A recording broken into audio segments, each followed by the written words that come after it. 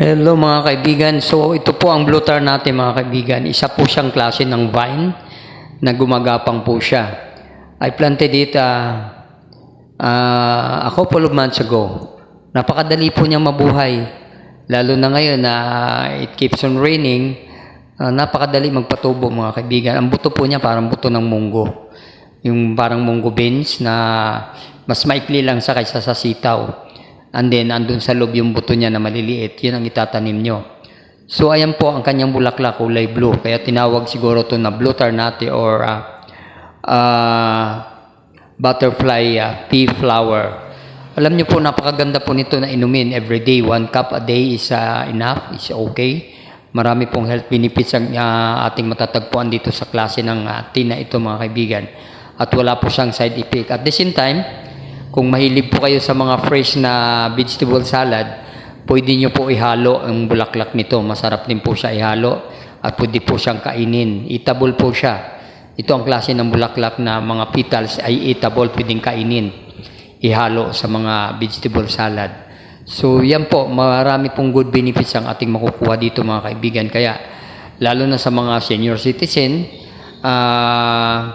magbawas-bawas tayo sa pag-inom ng kape dahil ito po maganda to dahil ito po ay parang herbal tea na caffeine free, wala po siyang caffeine at maraming na itutulong sa ating katawan mga kaibigan. Napakadali po lamang gawin, magpakulo lamang po ng tubig at habang nagpapakulo tayo ng tubig, ibabad natin yung mga pinitas na bulaklak ng blue tarnate at pag kumulo na po yung tubig, ilagay natin ang blue tarnate sa isang tasa na may takip at ilagay na yung tubig na mainit at takpan natin. In just 5 minutes to 10 minutes, pwede na nating inumin. Pwede nyo lagyan ng honey kung nais nyo. Pwede nyo lagyan ng konting sugar. Maskubado, as recommended, mas maganda pag maskubado.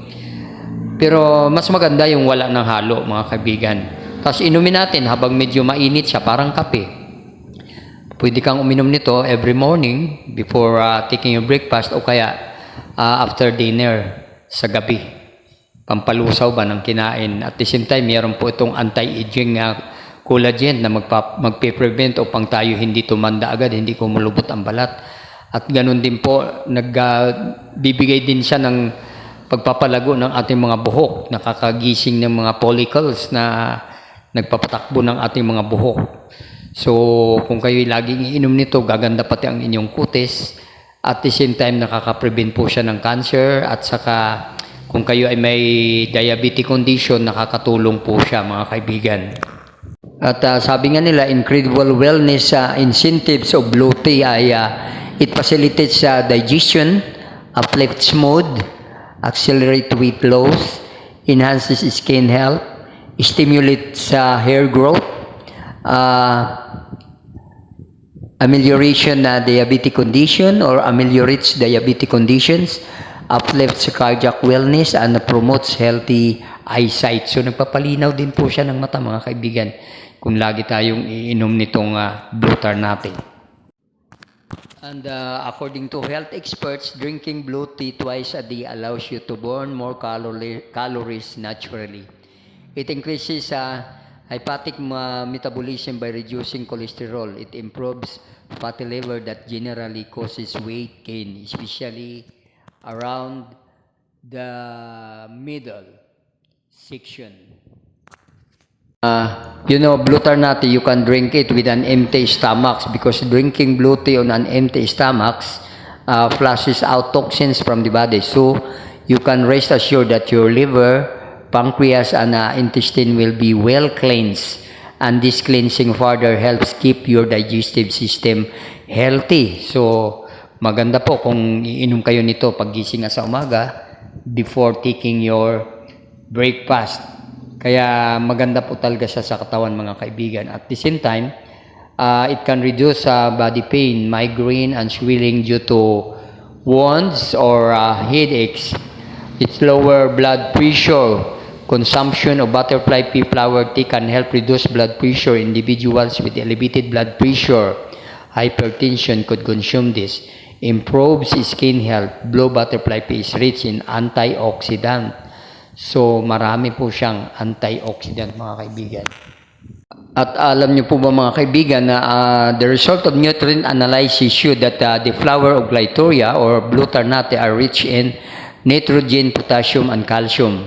Flowers of Blue Ternate single variety have a numerically higher amount of NPK, MgS content, and dry matters. And aside from being natural for the colorant, blue tea is widely consumed for its medicinal properties. For instance, it reportedly improves heart and brain health and provides anti-diabetic and anti-cancer effects. So, inuulit ko, magtanim po tayo nito mga kaibigan dahil madali lang po siya mabuhay at makakatulong ng malaki sa ating kalusugan. So, marami po tayong benepisyo na makukuha dito mga kaibigan. Kaya kung ako sa inyo, magtanim na po kayo. Madali naman po siya mabuhay. In just a couple of months, meron na kayong ma-harvest. Tapos everyday, lagi po siya nagbubulaklak. So, yun ang gagamitin nyo. At the same time, malaki ang naidudulot nito sa ating katawan. Kaya inumin natin paggising sa umaga at saka bago matulog sa gabi. 1 cup or 2 cups a day is okay. No problem, no side effect. Kaya uminom po tayo ng Blue Ternate, caffeine free. So mga kaibigan, hanggang sa susunod na mga vlog, marami pong salamat and thank you for watching.